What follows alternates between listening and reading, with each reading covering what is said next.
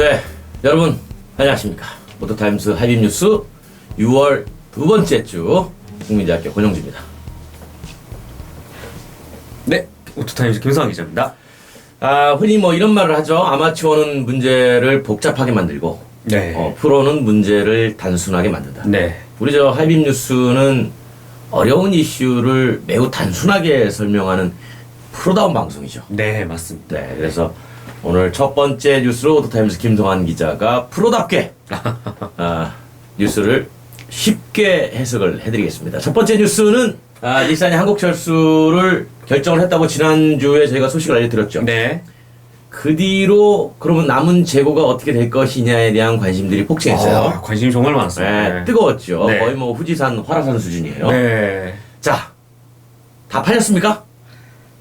결론만 놓고 말씀드리면 다 팔렸습니다. 한 방에. 완판이. 자 그러면 네. 대체 얼마를 깎아줬길래? 네, 맞습니다. 한국 닛산이 이제 지난 9일 국내 이 판매사를 대상으로 6월 프로모션 조건을 말했는데 이게 트림별로 한 1,000만 원에서 한 1,300만 원까지 아주 통 크게 평균 할인율 35%에 달하는 이 엄청난 폭탄 세일을. 이야, 이렇게 되면 알티마 같은 경우는 이제 가장 낮은 등급인 이 네. 2.5 스마트가 2,910만 원에서 1,910만 원까지 내려갑니다. 소나타보다 싸다. 아반떼보다도 쌉니다. 아반떼보다 네. 싸다. 그래서 이거 몇 대가 한 번에 나왔습니까? 대략 이제 한 1,000대 정도 평택항에 남아있는 것으로 알려졌는데 닛산 차 전체 통틀어서 네. 말이죠. 알티마는 그날 당일 완판이 됐고요. 네. 이제 플래그십 세단인 맥시마 같은 경우도 지금 물량이 거의 없는 상황입니다. 네. 그런데 이게 우리가 지금 일본차 불매운동도 있고 아직까지 눈치 보는 소비자도 있는데 네, 그렇죠. 그럼에도 불구하고 가격의 힘이 정말 컸던 것 같고요. 주변의 네. 불매운동 따위는 눈치를 보지 않았군요. 맞습니다. 그리고 어차피 소비자들 입장에서는 이제 닛산이 2028년까지 그래도 나름 8년간 서비스를 유지한다고 했으니 네네. 한 3년에서 5년 정도만 타고 팔아도 큰 손해는 볼 게 없다. 어차피 라는 듯한 기대 그렇죠. 심리도. 예. 왜냐하면 이제 싸게 샀기 때문에 맞습니다. 중고값이 떨어져도 네. 크게 기대하지 않는 네. 이제 그런 수준이 되는 거고. 자, 그러면 이제 닛산은 그렇다고 치고 같이 철수하는 우리 저기 인피니티 어떻습니까? 네, 인피니티 같은 경우는 아직 구체적인 조건은 나오지 아직 안 않았습니다. 나왔어요. 인피니티 같은 경우는 한 300여 대 정도 남아있군요. 네, 남아있는 것 같은데 일단 한국 닛산 입장에서도 조금 더 신중하게 할인율을 적용을 해서 나름 그래도 크게 폭탄 세일을 하긴 하겠지만 네, 좀 지켜봐야 될 것 같습니다. 우리 김성환 기자가 볼 때는 인피니티 얼마까지 갈 것 같습니까? 한 비슷한 30%대 수준 가지 최대 않을까. 35%. 네. 그러면은 얼마 떨어지는 거예요? 이제 저도 계산을 해봤는데 어. 이제 QX50 같은 경우 이제 가장 최근에 나온 중형 SUV죠. 가격대가 3천만 원 초반까지 내려갑니다. 이게 5천만 원 초반. 3천만 원 초반이면 소나타 풀옵션이에요. 맞습니다. 소나타 풀옵션 값으로 닛산의 프리미엄 브랜드 인피니티를 산다. 그것도 중형 SUV. 중형 SUV를. 그런데 이렇게 해가지고 계약자가 몰리는 현상에 대해서 뭐 우리 인터넷 댓글 반응들은 좀 어떻습니까? 일단 댓글 입장은 확실히 좀 갈리는 분위기예요. 그렇게 일본차 불매운동을 하더니 도대체 누가 사는 거냐, 화가 난다라는 반응과 자동차는 확실히 이제 비싼 값을 주고 사야 되는 제품인 만큼 신중한 결정 그리고 소비자의 마음이 충분히 이해가 간다라는 듯한 반응으로 극명하게 나뉘는 상황입니다. 결국 이제 한국 시장에서는 지금 이런 상황에서는 누가 오래 버티고 남아 있느냐, 이게 상당히 중요한 것 같습니다. 네. 어차피 소나기는 지나간다라는 생각들을 하고는 것 같더라고요. 그래서 잠재적인 샤이 수요가 있어서 이제 그분들이 앞으로 이제 일본차에 대해서 어떻게 반응을 보여줄지 이제 그게 관심으로 떠오릅니다. 두 번째는 어떤 뉴스입니까? 네, 코로나19 소비 심리의 이 위축 현상에 따른 상황에서도 불구하고 네. 수입 인증 중고차 시장이 나름 안정적이고 심지어 꾸준히 성장세를 기록한다고 합니다. 이게 인증중고차라는 게 수입사가 네. 직접 제품을 매입해서 매입해서 여러 가지 상품화 과정을 거쳐서 내놓는 건데 네. 우리가 인증이라는 말을 다른 말로 표현하면 우리가 보증해 줄게요. 믿고 사세요. 믿고 사세요. 네. 근데 청신호예요. 네. 생각보다 반응이 좋다고 합니다. 네, 뭐 메르세데스 벤츠 같은 경우에는 올 상반기 1월부터 5월까지 판매한 대수가 약 3,100여 대인데 중고차를 네, 이게 어떤 숫자냐면 지난해 벤츠 인증 중고차가 총 판매한 숫자가 6,400여 대예요. 네. 그러니까 확실히 전년과 비교하면 그래도 성장세가 있는 셈이고요. BMW라든지 상대적으로 대기 수요가 많은 볼보차와 포르쉐 같은 경우도 상당히 판매가 좋다고 합니다. 네. 왜 이렇게 인증 중고차가 뜨는 거예요? 아무래도 이 소비 심리 위축에 따른 이 신차 구매 효과가 조금 이 수입차는 특히 100만 원 한도도 있었고 해서 약간 좀 걱정이 되니 좀 부담이 되니 인증 중고차로 좀 눈을 돌려볼까 해서 판매가 좀 느는 경향도 있습니다. 그리고 일단 뭐 결정적으로 이 수입차가 보증해 준다는 조금 더 믿음과 신뢰도가 다른 중고차보다는 좀 판매가 좀 높았던 이유가 아닐까 싶습니다. 그러니까 이제 이게 이런 거거든요. 그 인증중고차라는 게 대신 일반 중고 시세에 비해서 가격이 조금 높습니다. 좀 높습니다. 네. 네, 생각보다 높아요. 네. 많이 높을 거예요. 어쨌든 그럼에도 불구하고 가격의 민감도가 상당히 높은 중고차 시장에서 인증중고차를 산다. 라는 건 그만큼 중고차 시장을 믿지 못하기 때문 아닌가. 그런 소비자 경향이 분명히 있겠죠. 그렇죠. 그러다 보니까 인증중고차 시장이 뜨고 있고, 근데 이게 이제 이 수입사가 인증중고차를 상품화할 때 그래서 조건이 있죠. 엄청 까다롭습니다. 어떻게 까다롭습니까? 네, 최근에 이제 벤츠에서 이 인증중고차가 어떻게 관리가 되고 있는지 뭐 간단히 취재를 나가봤는데 그래요? 약 198가지의 검사 시스템을 비롯해서 오직 벤츠의 이 다임러 글로벌 소프트웨어로 진단이 가능한 이런 장비들로 이제 뭐 키라든지 특히 요즘 전장 장비가 엄청 많잖아요. 전자장비 그런 거에 대한 검사를 아주 조목조목 하는 모습을 볼 수 있었는데 이런 거는 이제 사설 뭐 중고차 매매 상사에서는 확인할 수 없는 부분이죠. 확실히 좀 믿음이 가는 부분이었습니다. 그러니까 뭐 이를테면 이런 거네요.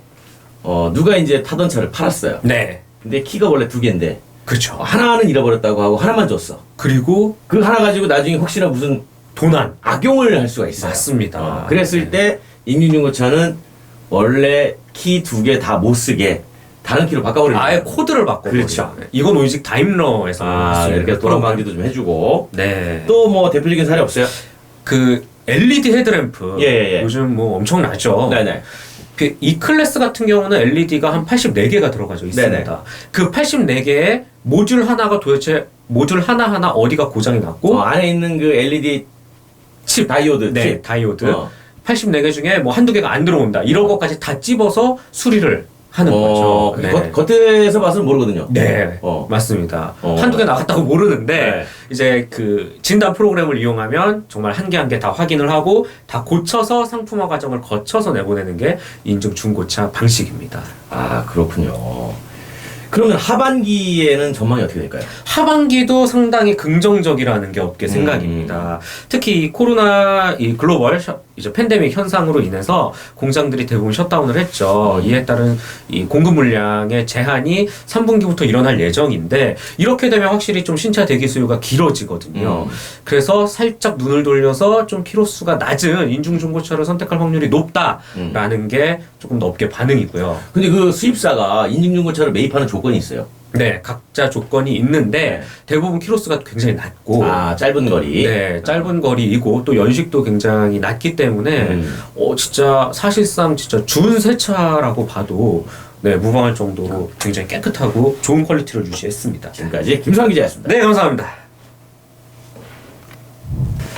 네, 오토타임스 하이빔 뉴스 6월 6월 2주 세 번째 소식은 오토타임스 오아름 기자가 준비했습니다. 어서 오십시오. 안녕하세요. 네. 신차 소식인가요? 아니면 뭐 무슨 얘기인가요?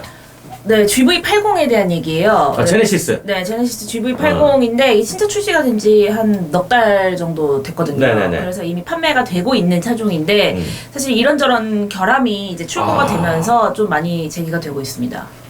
지금 어떤 문제예요? 지금은 GV80 디젤에 대해서 예. 출고가 정지가 된 상태예요. 그래서 5일부터 출고를 중단을 했고요.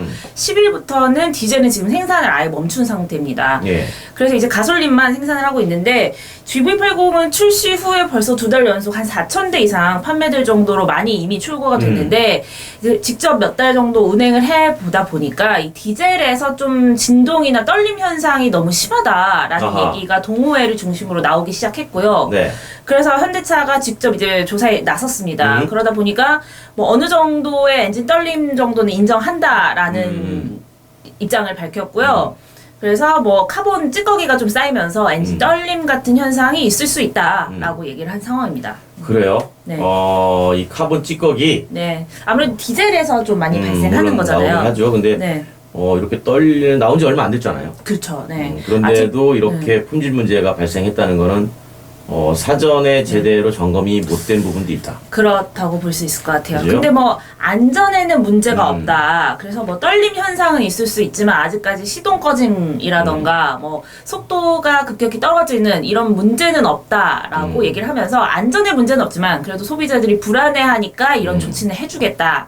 라는 입장입니다. 어떤 조치를 해준 거예요? 그래서 엔진 보증, 디젤에 대해서는 네. 엔진 보증 기간을 기존의 2배로 아하. 늘려주기로 했습니다. 원래는 5년 10만이었거든요. 예. 근데 이걸 이제 10년 혹은 20만 킬로미터까지 보증을 해준다라고 밝혔습니다. 그런데 이제 이게 최근에 화재 기사가 이제 네, 올라왔잖아요. 맞아요. 그건 G80도 이제 화재 기사가 G80도 나왔어요. 화재 기사가 올라오면서 이건 또 결함 아니냐. 네. 이런 지적이 제기가 됐어요. 네네. 이건 자체 화재는 아니었나요, 근데? 네, 그러니까 G80에서 불이 났다라는 기사가 먼저 나왔어요. 선제적으로 네. 나와서 이것도 이제 결함 아니냐, 화재, 뭐 BMW 화재도 있었기 때문에 이런 화재 자체적인 결함 아니냐라는 얘기가 나왔었는데 다행히 이건 이제 차에 대한 문제는 아니었고요. 당시에 뭐 도로 상황, 뭐 이제 그리고 낙하물에 의한 이제 차와 마찰이 생기면서 차가 전소되는 그런 사고였다고 다행히 이제 후속 기사들이 정정 보도가 많이 나왔습니다.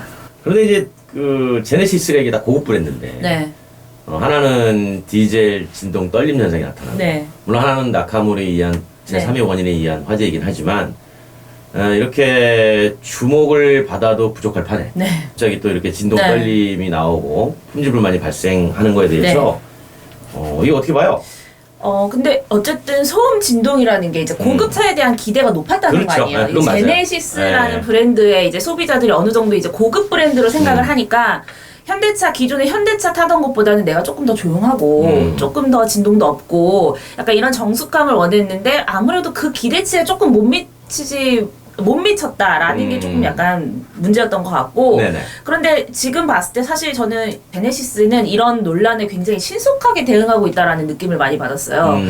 제네시스는 오히려 약간 이런 품질 불만이나 뭐 어떤 문제 제기에 대해서 굉장히 신속하게 소비자들의 목소리를 받아들이고 좀 빨리 대응하는 것 아닌가라는 생각을 좀 하게 됐습니다. 그래요? 그래서 소비자들도 어느 정도 대응 측면에서는 만족한다라는 뭐 댓글들도 있더라고요. 네. 이 품질 문제에 관해서 상당히 이제 민감하죠. 네. 그러다 보니까 특히나 뭐 제네시스는 더더욱 그럴 거고. 흥미롭네요. 이제 미국 진출을 앞두고 있는데 네. 여기서 이제 어떻게 대응하냐. 네. 그래서 사실 이제 미국 진출하기 전에 이제 국내 시장에 먼저 내놓고 이제 소비자들이 직접 타고 있잖아요. 네. 그래서 여전히 좀 마루타 같다라는 느낌도 많아요. 요즘. 네. 이런 좀 여기 이런 과정에서 실주행 이제 소비자들이 실주행하는 과정에서 뭔가 이제 결함이나 조금 더 상품성을 높이기 위한 과정 아니냐 뭐 이런 의견들도 있기 때문에 어느 제조사든지 그런데 네. 그 나라에서 먼저 내요. 네. 그건 당연한 거죠. BMW, 벤츠도 독일에서 먼저 내놓고 네. 그다음에 이제 시간 지나서 해외 수출하고 네. 뭐 그렇게 하는 거죠. 네, 그걸 가지고 꼭 그렇게 색안경까지 낄 필요는 없을 것 같고 비가 온 뒤에 네. 땅이 더 단단해지는 법이죠. 나중이 아닌 초기에 이런 문제가 발생해서 그나마 품질 문제에 빨리 대처할 수 있다라는 게 하나의 또 기회이기도 합니다. 네. 그래서 이거를 문제로만 인식하지 말고 하나의 기회로 삼아서 좀 더 품질에 신경을 쓰면 보다 나은 이제 만족도가 나오지 않겠나 뭐 이렇게 조언을 해드리고 싶네요. 아우, 훌륭하십니다. 자, 오토타임스 하이빔 뉴스 저희가 준비한 소식은 여기까지고요. 아직 우리 사회적 거리두기가 생활 방역으로 바뀌긴 했지만 여전히 곳곳에서 코로나가 고개를 드밀고 있습니다. 그래서 항상 개인위생에 조심해 주시고 저희도 모든 분들이 다 행복하고 또 좋은 자동차 생활이 될 수 있도록 늘 뉴스를 가지고 최선을 다하도록 하겠습니다. 지금까지 6월 2주 모터타임스 하이빔 뉴스였습니다. 고맙습니다.